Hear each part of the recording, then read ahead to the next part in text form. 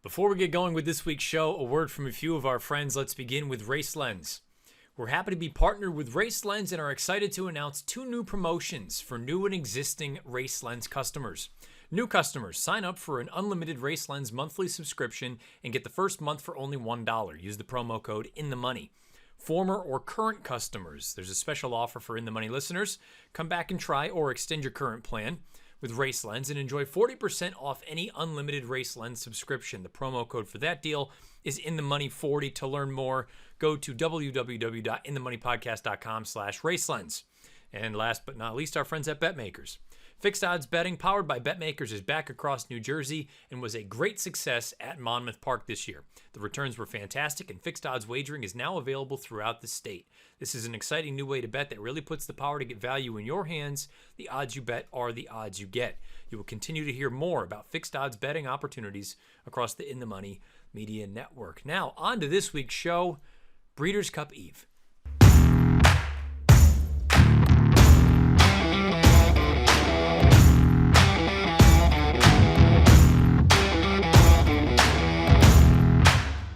What's happening? Welcome to the Matt Bernier Show, part of the In the Money Media Network. My name is Matt Bernier. You can follow me on Twitter at Bernier_Matt. Today is Monday, October the 31st, 2022. It is Halloween, and it is also Breeders' Cup Week. This is episode 137 of the pod.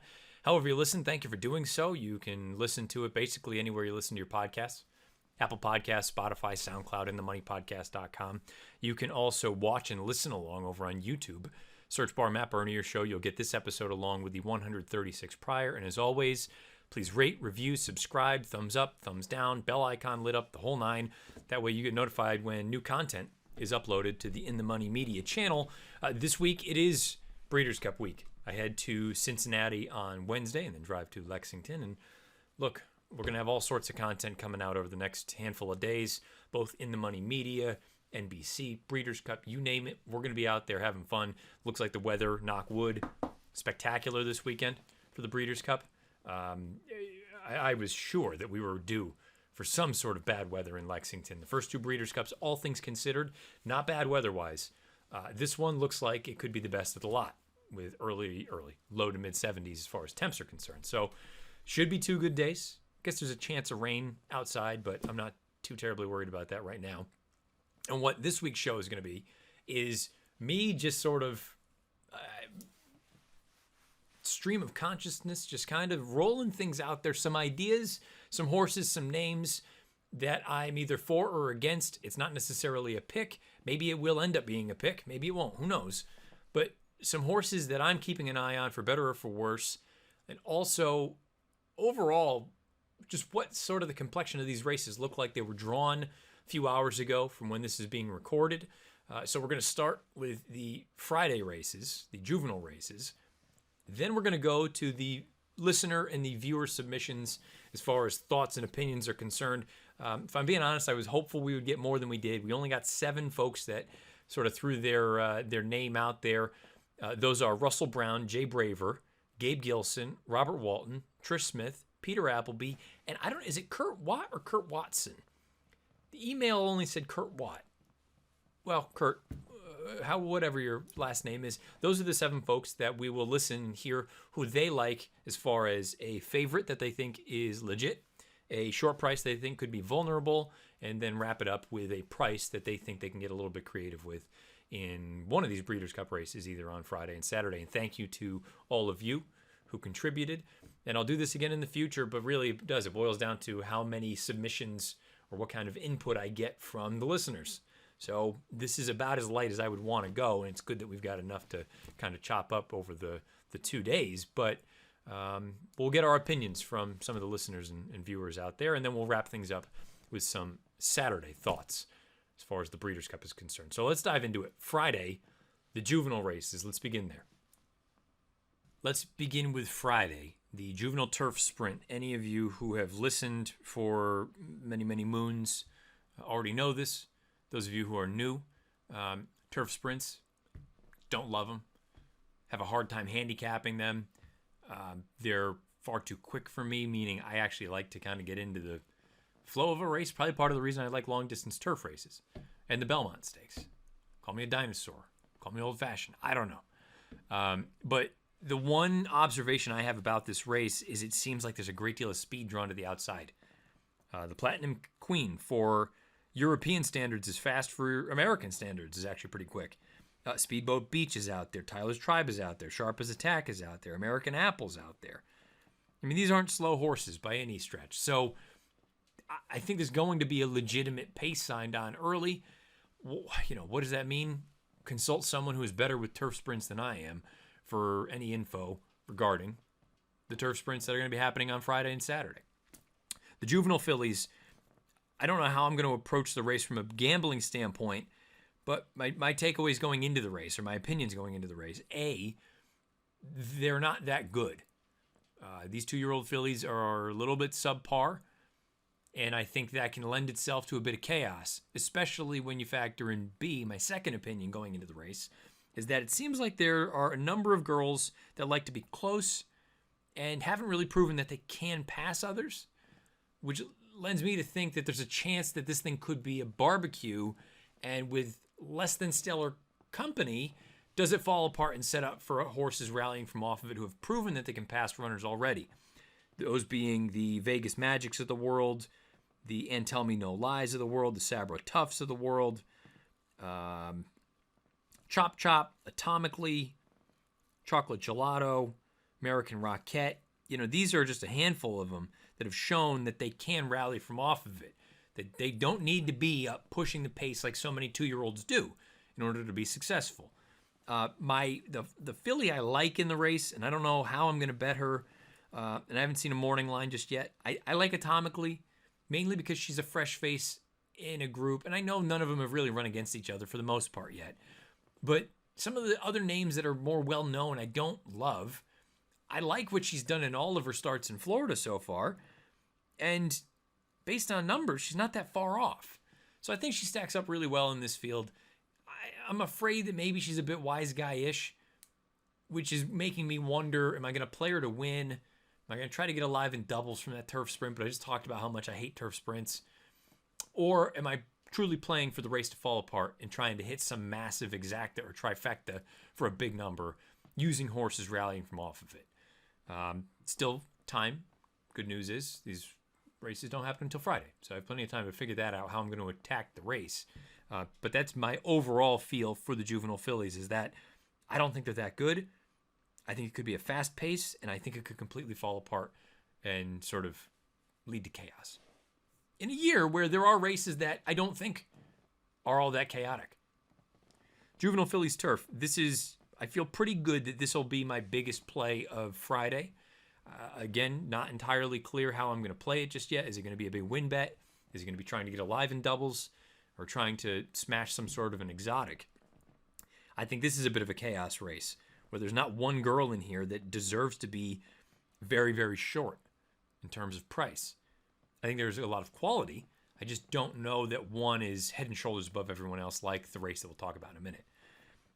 My opinion in here is G. Lori. I like her quite a bit. I've seen overseas that she's in the high teens, low 20 range at bookmakers. I haven't seen a morning line here from Nick Tamaro just yet. I'm going to assume she's a low teen, kind of in that 15 range. I could see her living somewhere in that, between 10 and 15 to 1, which I think is fair. Again, in a race this competitive, I wouldn't want anything too much shorter than that if we're being, straightforward. But G. Lori, she reminds me a little bit of Sharing, who won this race for Motion in 2019. Sharing was a little bit faster at this point going into it, but G. Lori, I don't think, has truly had an opportunity to show what she's capable of. The career debut was visually spectacular for a trainer that doesn't win like this. Doesn't win first out of the box with turf routers. Just doesn't. So for her to do what she did, to me, signified that there's some ability here. And then the run-up at Woodbine and then Talma, you draw a line through it because it was a miserable trip and there was no pace. I think there is quality here, and I think this is going to be a time that you can get a big price on her where maybe you don't get that going forward. So G. Lori is going to be my big opinion on Friday. We'll find out if it ends up being a big win bet or something else. The Juvenile. I wish I had more to say about the Juvenile. Cave Rock he's just the fastest horse early, isn't he? So the fastest horse early, I suppose Hurricane J, stretching out in distance is going to be kind of your early gas. And I know National Treasure is, fine. I think it sets up really well for Cave Rock. I think he's going to get out there and strut his stuff. It's going to be 3-5, and he's going to solidify favoritism for the Kentucky Derby. It's not, put it this way, even if he loses, it's not a race where I'm looking at it saying, I think there's someone else that is primed and ready for some big jump up that's going to be enough to topple him. Forte, I like the fact that he's paired up Byers, but purely from a tactical standpoint, he's going to have to make up so much ground on Cave Rock. Everybody else, I'm just not all that enamored with. I think all these others have a lot to find, and Cave Rock needs to regress significantly for anybody to beat him, and that's why I'm not going to play against him, I don't think.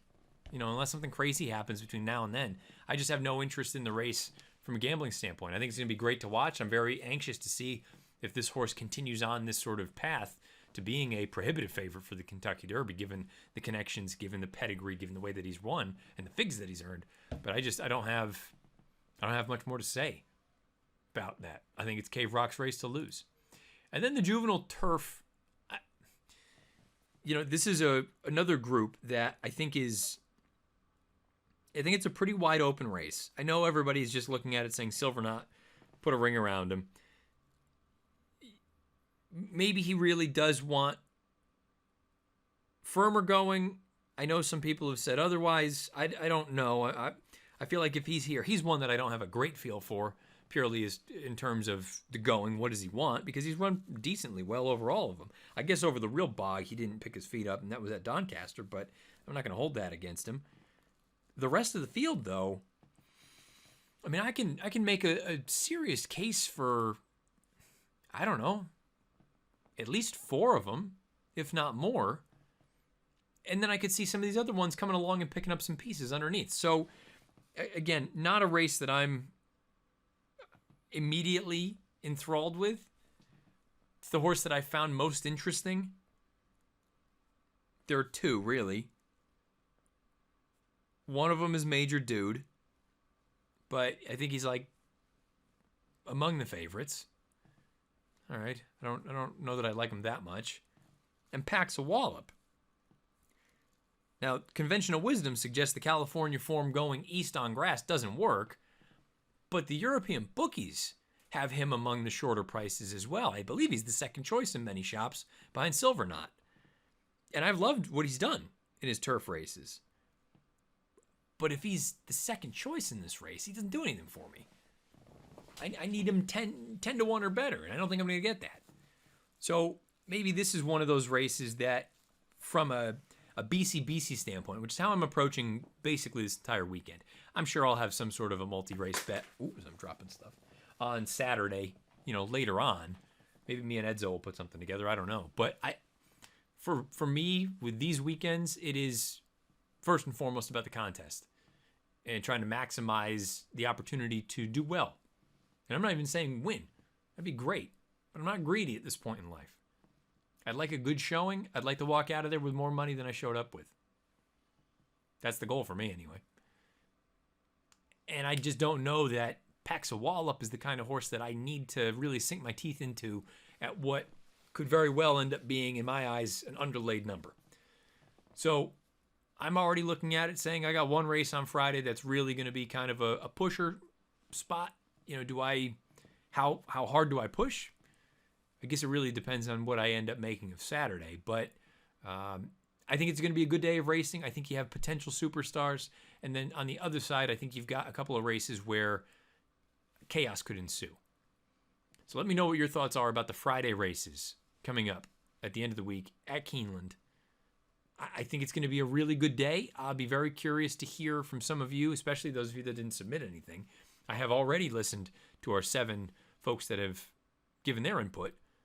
You're about to do the same, though. So let's hear from our 7 guests who they like at a short price, who they think at a shorter number is vulnerable, and who they think could pop at a big price.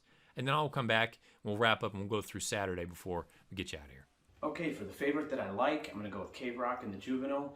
He's faster on all the figures I look at than all these horses, and he's got a pace advantage, and he's got the right trainer. The short price that I don't like is going to be in the filly mare sprint. That's Kamari, only because I think there's multiple other options with just as good or faster speed figures. So I'm going to fade Kamari. And then the price that I think could be interesting to outrun his odds is Domestic Spending in the Breeders' Cup Mile. He's coming off a layoff, but I trust Chad Brown in that. They wouldn't bring him here if he wasn't ready. And I think that his figures stack up with some of the best in here. So that's my 3. Thank you.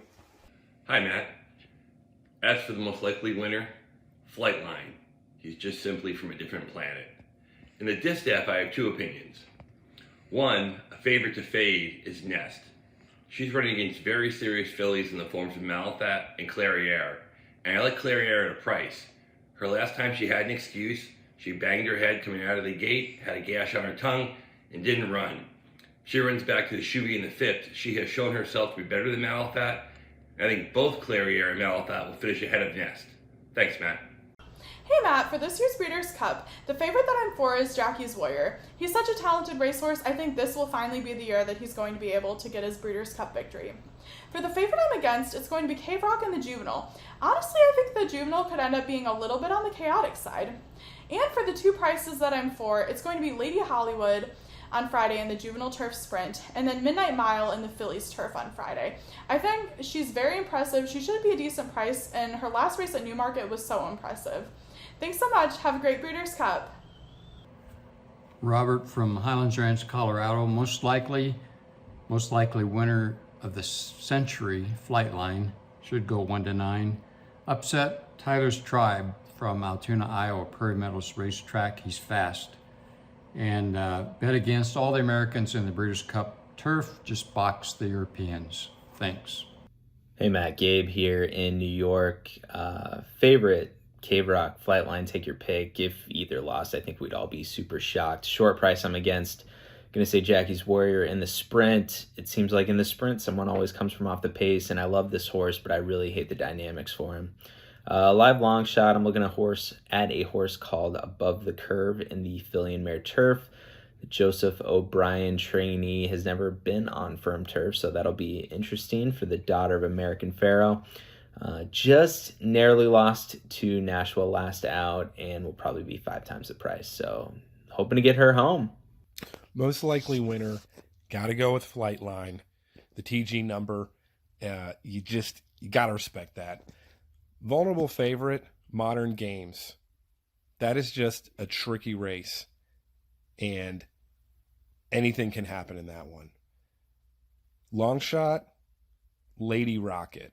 If she goes, you have to respect Cox. She is capable of running big on a big stage. Hi, this is Jay Braver. The most likely winner is, of course, Flightline. The favorite I'm going to bet against is Chocolate Gelato, and the price horse I like is Paxil Wallop. Thank you. Thanks again to those of you who submitted some opinions and some thoughts on the Breeders' Cup World Championships. It means a great deal to me. I know it means a great deal to the listeners and the viewers. Again, I think this time of year, your opinion is the only one that ultimately matters, but having as many views of opinions, I think perspectives, helps, in my eyes anyway, really round out what a race or handicapping a race should be. Hearing bits and pieces from other people, maybe I didn't look at the pace and think it was going to be that hot early on, but if I hear from 5 or 6 other people that they all think the same way, I know some folks will look at it and say, no, you got to go full contrarian and just stick to your guns. I think there's an element of acknowledging, like, you still may have your opinion, but if everyone else thinks the other way, there's a chance that you may not be right. And in this game, we know, especially parimutually speaking, the best handicapper is the public. Period. End of story. So keep that in mind also. If you go into it and you say, boy, I think this horse should be 4-1, and they're going off at 15-1 on Friday or Saturday, not saying you're wrong, but maybe they really shouldn't be 4-1. Maybe they should be 8 or 10-1. And that overlay isn't quite so substantial. Just my 2 cents to throw out there. Let's dive into Saturday. Again, this is not going to be a deep dive into these races, just some overviews, some thoughts. I still have some work to do in a couple of these races. The filly and mare sprint, for me, the unfortunate thing was I really was all in on Caramel Swirl. and she did not enter the race. So I look at it now. Yeah, Goodnight Olive makes plenty of sense in here, but she was on a favorable position on the racetrack at Saratoga when they ran that race over the summer. Obligatory, drawn just next door to her, was against it, so maybe you want to upgrade her, but I have a funny feeling she's a name. People are going to look at her and they're going to bet her. Do you look at the Asmussen runners on the outside with Wicked Halo and Echo Zulu? I thought Wicked Halo was really good winning the Raven run. Echo Zulu looked great coming back in the run at Churchill Downs. She'll have other pace to deal with. She got an outside draw. I don't think it's impossible for her to run a big race, though. Slammed, the horse that won locally, the TCA, going 6 furlongs down on the inside, going to have to go from there. You're going to have company from Edgeway. Those two hooked up out in Southern California over the summer. So, oh, and by the way, I haven't even acknowledged Cece, the defending champion of the race. So, really good race top to bottom. I don't have a great opinion right now, just simply because my opinion is not in the race. So, maybe I will come up with something between now and Saturday. Maybe I won't. The turf sprint, just echoing what I said with the juvenile turf sprint. Not my favorite races in the world. Golden Pal's probably hard to beat in here, but it's a quality group. You know, you've got legitimate Europeans coming over here, but you've also got high-level domestic runners. You know, I could certainly see getting enticed into a horse like Arrest Me Red if he goes off in that sort of double-digit 15 to 20 to 1 range. I can excuse that Kentucky Downs race. He broke poorly, and he still came with a run. Casa Creed on the turn back in distance. If the pace heats up, who knows? Maybe he can come with his big finish. But Golden Pal is strictly the horse to beat in there. Not breaking any news. There is other speed in the race, though. So I don't know that I would sit here and just, automatically, circle him and move on to the next. Oh, where are we now? The Big Ass Fans Dirt Mile. You've got Cody's Wish in here. You've got Cyberknife in here. You've got Laurel River in here. You've got Gunite. I think Laurel River was really good winning the Pat O'Brien. Going out to 2 turns, I don't see that being any kind of an issue. Baffert has apparently intimated that he actually thinks this horse wants to go longer than the 7/8, so maybe this works for him. Conversely, Cody's Wish is the 2-turn mile, pushing it a little bit for a horse that really has blossomed as a late-running 1-turn type. Cyberknife, I think the turn back is good for him given the company in the Classic, but is he truly a miler? I don't know if I really believe that. Gunite is fast. He's consistently fast. I hate what he does mechanically. Doesn't really change leads, but he's running some good horses and he's run fast times. So he makes sense in here. I think Senor Buscador is interesting. He's proven himself already in the past going 2 turns. He's coming into this in good form. I think he's on an upward trajectory. Wouldn't stun me if he ran a big race. Unfortunately, losing Jack Christopher from this race, and we'll get to the sprint in a moment, takes a little bit of the sizzle out, but it's still a really good race top to bottom. Another one that I don't have some sort of a slam dunk opinion in. The Filly and Mare Turf. I mean, you've got proper Europeans here, okay? Now, whether it's Nashwa, whether it's Above the Curve, whether it's Tuesday, these are proper European runners. These aren't just kind of like add-ins, some throw-ins. These are good runners, especially the 3-year-olds, and they're going to have to go and run down an Italian who's going to be out there on the front end. If they can go and collar her, now you're going to have quality closers in this race. Don't sleep on a horse like Moira. I know she's breaking from the far outside. She's got Frankie Dettori aboard, but she's proven, I think, that she's not just a... I know some folks looked at it and said, oh, she won the Queen's Plate, great. But it's basically a restricted race, state-bred kind of race, on synthetic going 1.25 miles. How's that going to translate? I thought she ran well enough in the EP Taylor to make you think that that form will transfer. Is it good enough to win the Filly and Mare Turf? Probably not. She probably needs to take another step forward, but I don't think that's totally out of the realm of possibility for a filly like this. I've mentioned Rougier many times. I think maybe that Keeneland turf will be a little bit kinder to her than some of these other rock-hard turf courses have been. The problem is, I think she really would have appreciated a little give, and it doesn't seem like we're going to get that as we get closer and closer to Breeders' Cup Saturday. I believe there's some early week weather, but just it should be gone by, I think, Tuesday, maybe Wednesday, and then it's going to be dry for the rest of the way. Really good group. I think you can make a case for some big numbers in here. Maybe not to win, but to at least get a piece of this thing. And they're not, cockeyed optimist kind of opinions. They're horses with legitimate credentials that are going to be 15, 20 to 1 that maybe they can grab a piece, if not win the whole thing. The Sprint. Again, the sizzle has sort of been taken out of the race with the defection of Jack Christopher. He's not running in any race. This is Jackie's Warriors' race to lose. I am not afraid of saying that. There are other good horses in here, including the defending champion Aloha West. You've got horses like Elite Power, who's an up-and-comer. You've got American Theorem, who I think is very good, from out west. You've got the filly, Kamari. You've got Maniwa, who won the local prep. You've got other quality runners in here. But make no mistake about it, this thing is setting up as well as it can for Jackie's Warrior to get the job done. And if he doesn't, and this is one of his last races, if not his last race, I think this is a very important race for Jackie's Warrior in terms of how he's viewed historically. Maybe that's unkind because of the success that he's had throughout his career. We already know he's won a grade 1 at Saratoga, 4 consecutive years or something crazy like that. 3 consecutive years, I don't know what it is. But not having the Breeders' Cup win last year, which I'm excusing. I know a lot of people have, he was terrible, or, he didn't run well last year. Well, he got hurt. I'm not talking about a horse not running well because of an injury. I'm talking about it would take a startlingly bad performance from Jackie's Warrior to lose this race, assuming he's healthy. If he just goes out there and doesn't show up for whatever reason, that's going to be damning, I think, to his overall body of work. That he was great, and many people have said against inferior foes, and for the vast majority of those races, I agree. But let's also keep in mind, he beat Life is Good. And I know Life is Good was off the layoff, and he's a route horse, yada, yada, yada. But he's beaten good horses before. Let's not make it out like he's, just beating up on a bunch of bums. He's beaten good horses before, but I think he needs to win Saturday. I think he does. That's just my opinion.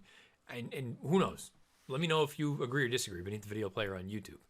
But I think for his overall resume, Jackie's Warrior needs a win in this sprint. The mile. I think it might be the race I'm most looking forward to.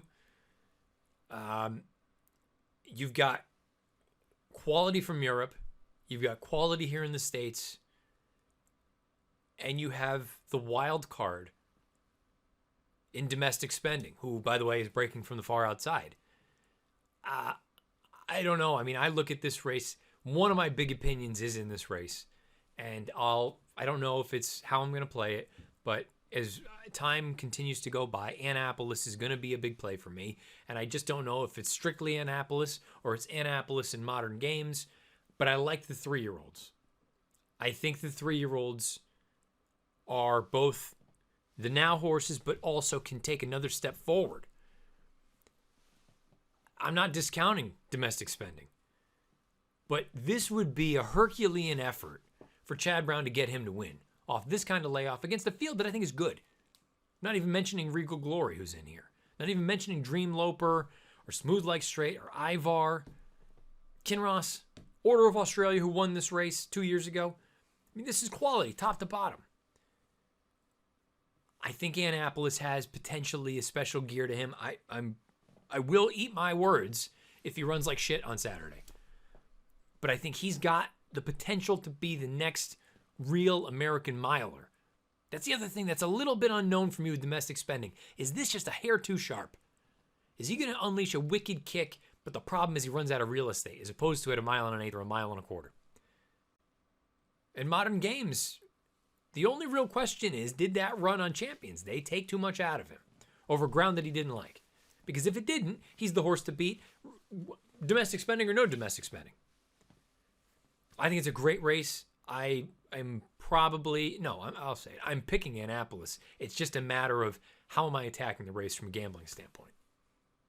Domestic Spending, though, might be the most intriguing horse in the entire 2 days. The Distaff. We've talked about this race. It feels like the field has been solidified for weeks now. Pletcher has the 2 big ones. in Nest and Malathaat. As many people have pointed out, though, wasn't that long ago that if you had a head-to-head matchup between Malathaat and Clairiere, people would have taken Clairiere. Maybe you just ignore the Saratoga run and she'll fire fresh off the bench. Her uncoupled stablemate Society has one way to go, and that is straight to the front. She has search results drawn just to her inside. I'll be very curious to see how fast those two go going into that first turn. Because if they get real racy, I'll be fascinated to see what that means for Irad Ortiz Jr. and Nest. How close to that do you want to be? Or do you want to lay back? The problem is if you lay back, now you're right there with Malathaat. I think this could be a very tactical race, which is, in an odd way, the shorter the field, the more tactical I think it can be. As opposed to when it's big field, you just kind of have to do what you have to do. This, I think there's going to be a little bit of cat and mouse on the far outside between search results and Society. And if that's the case, I'll be curious to see what Irad does with Nest. I still think the race goes through Pletcher. Which one? We'll find out. The turf. I mean, at the risk of sounding obvious. Not at the risk of sounding obvious. It's sounding obvious. I'm very inclined to say, give me Godolphin and move on. I don't want Mishriff. I don't want Bye Bye Melvin. I don't want Warlike Goddess. I'm interested in both the O'Brien horses. Maybe not to win, but Stone Age and Broom, I think they can both get a piece of this. Rebels Romance and Nation Pride, I think they are both 1A, 1B. And I know the European books are suggesting Rebels Romance is the go-to. I think Nation's Pride is probably a slightly more likely winner because I think he's going to be a little handier. And I thought he just flourished when we saw that most recent run at Aqueduct. If you're looking for a bit of a price to maybe think about underneath, I could see Masterpiece coming along. Maybe even Red Knight at a giant number to round out a try or a super if you're playing something like that. But my big opinions, I'm going to be against Mishriff in here. I'm against Warlike Goddess. Godolphin, O'Brien, Appleby, and then maybe you sprinkle in a couple of wild cards underneath. But it's not going to be a very spready race for me. And then we get to the big one. The Breeders' Cup Classic. Flightline, breaking from post position number 4. You've got Taba on the rail. You've got Life is Good in 2. Life is Good's going to go. Flightline's going to go. Flightline probably just glues to his flank. From there, it's just a matter of, do you think Flightline can put Life is Good away and then hang on when you get challenges from Taba and Epicenter and Olympiad and maybe even a late run from a horse like Hot Rod Charlie or Rich Strike? I'm Captain Obvious. I don't have anything brilliant to say here. I think Flightline would need to regress and someone else would need to move up rather remarkably for him to lose. So this is twofold here. As is, take the BCBC out of the equation. I'm not interested in betting this race. I'm interested in watching it from a fan standpoint because I want to see Flightline go out there and run a hole in the wind. From a BCBC standpoint, if I am in a position late on Saturday where this all of a sudden becomes a tactical race from a gambling standpoint where I need to make a play, my fear is, my initial thought was Flightline over Taba, Flightline over Epicenter for Exactus. But boy, I think that's going to be an underlay in the big picture because I could see people pounding that. So then do you try to do something a little bit cuter? Do you throw in Olympiad in second? Because I'm probably the only person on earth right now. Everyone's saying, oh, you saw what happened when Olympiad chased after a hot pace or after a real horse. He cracked. I maintain he ran so much the best of his life between the Twin Spires or beneath the Twin Spires, beneath, up, down, whatever, for the Stephen Foster that he bounced out of it. He bounced out of the race. That is I will, regardless of what happened Saturday, I believe that. I think he's good. I don't think he's good enough to beat Flightline. But how far is he behind Epicenter and Taba? The only thing that those two have on him is that they're 3-year-olds and I could conceivably see another forward move. Olympiad, I think, is going to run his race, and even if he maxes out his race, gets him up to a high 100, low 110 kind of number, why can't that run second, though? So maybe you zig when everybody else zags or vice versa. but long-winded way of saying it's Flightline and everybody else for me. I just don't have any interest in trying to beat them. There you have it. I know it was brief. I know they weren't the most in-depth opinions, but I still have a little bit of work to do. The good news is you'll be able to get all my opinions Friday and Saturday of the Breeders' Cup. Friday, we're going to be on USA Network. Saturday, we're going to start on USA and transition over to NBC at 3 o'clock Eastern. You're also going to be able to hear me on, I believe it's Thursday night. Me and PTF are going to be going over sort of the questions show. So I believe it's for In the Money Plus users. You can file in questions to PTF, and he and I are just going to chop it up. Think of it as an extension of Horse Players Happy Hour, but no races are going to be going on, and we're just going to answering people's questions, giving opinions. The other thing to keep an eye out for, NBC Sports and the Breeders' Cup. We're not doing a betting show as we have done in the past number of years, past 5, 6, 7, 8 years. We are going to do previews, though, for each of the races and talk a little bit more. So it'll be Nick and Britt at the desk. It'll be me and Edzo up at the big board. Kornacki maybe even wrapped in. And we're going to talk about a number of different things, horses we like, horses we don't like, all that jazz. That's going to be recorded on Thursday afternoon. You'll be able to find it everywhere by Thursday night, I'm sure. As always, thank you for listening. Thank you for watching. This is the most important time of the year. I wish I would give you, or I could give you, more concrete answers. But if you also couldn't tell, it's a little bit... I'm not going to give you everything if I'm playing in a contest, and some of you may be playing as well. I'm not going to give you all my opinions. I'm going to give you most of them. And I'm giving you the legitimate ones, the stands, the horses that I say I'm making a stand with. I'm not fibbing you. Those are horses that I like and I will be emphasizing in plays. What the plays look like, your guess is as good as mine at this point. But as always, thank you for listening. Thank you for watching. Please rate, review, subscribe, thumbs up, thumbs down on YouTube. Make sure the bell icon's lit up so you get notified when new content is uploaded to the In the Money Media channel. You can follow me on Twitter at Bernier_Matt. I fly back from Cincinnati on Sunday, and there will be a pod on Monday. We'll come back and we'll take a look and see what happens, make some heads or tails, and everything in between of Breeders' Cup 2022. And then after that, we all get to take a little bit of a breath. Exhale. Yeah, we've got racing over the holidays. This has been a long 6-month build-up. Here we are. My favorite 2 days of the year. Breeders' Cup Friday and Breeders' Cup Saturday. Keeneland Racecourse this week. Good luck. Best of luck however you play, whatever you play, wherever you play. This has been episode 137 of The Matt Bernier Show.